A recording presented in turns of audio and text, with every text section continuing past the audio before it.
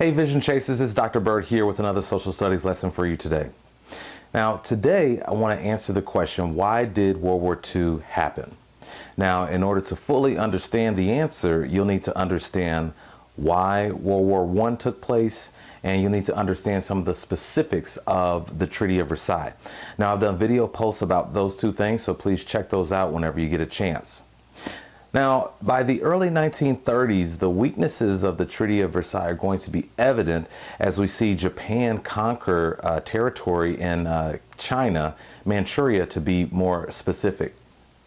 The United States was adamant about staying out of foreign affairs.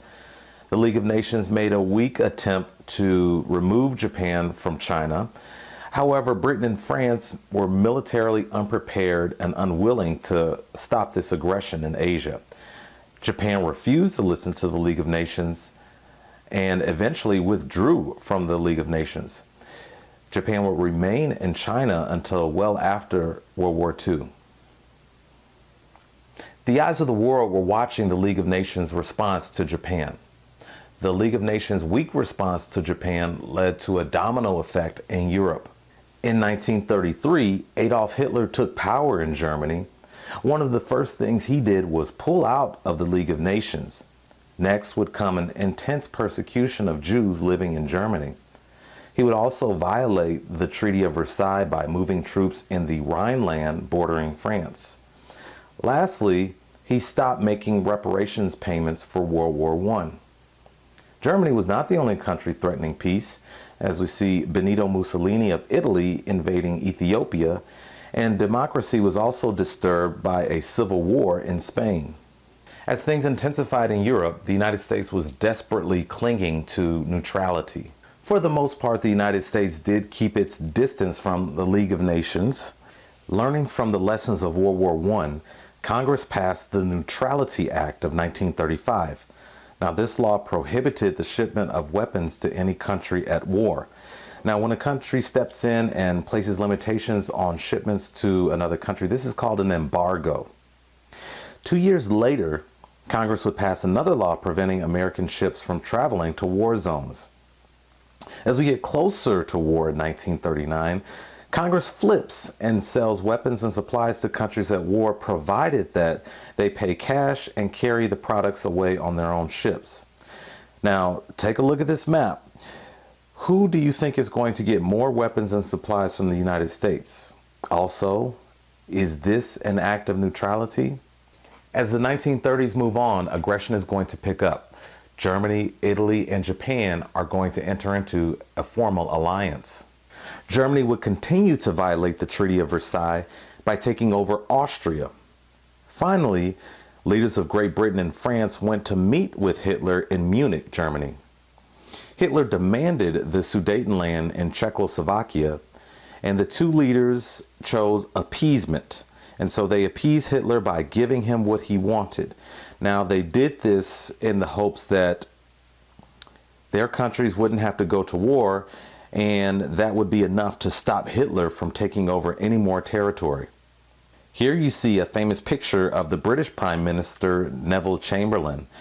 He was so convinced that appeasement had worked. When he came back from Germany, there was a celebration in his honor. Take a look at this video.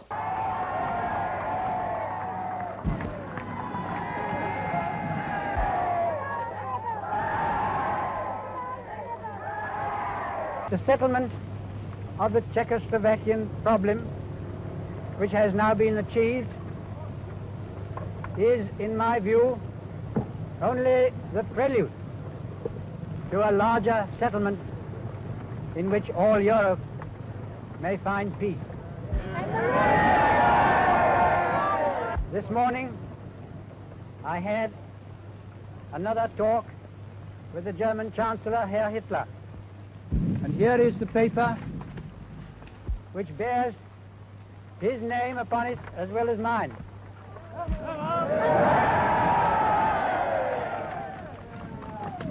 Some of you perhaps have already heard what it contains, but I would just like to read it to you.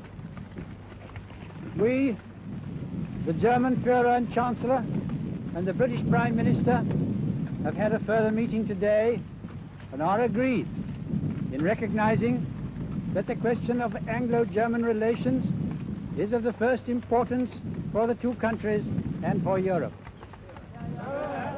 We regard the agreement signed last night and the Anglo-German naval agreement as symbolic of the desire of our two peoples never to go to war with one another again. Yes, the people around Europe were very happy because they believed that they had secured peace and they had dodged war once again. However, it didn't work as Hitler conquered the rest of Czechoslovakia in 1939. France and Great Britain once again warned Hitler to stop. However, Germany ignored this threat. Hitler prepared for war as he signed a non-aggression pact with Russia. Now, this was a tactical move that would protect Germany from an attack on its eastern side. Next, Germany invaded Poland. Germany's invasion of Poland would be the last straw, and that would be the event that leads to war.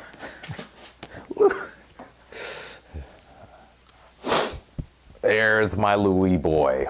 Okay, so as I was saying, Vision Chasers, Germany's invasion of Poland would be the last straw, and that would be the event that leads to war.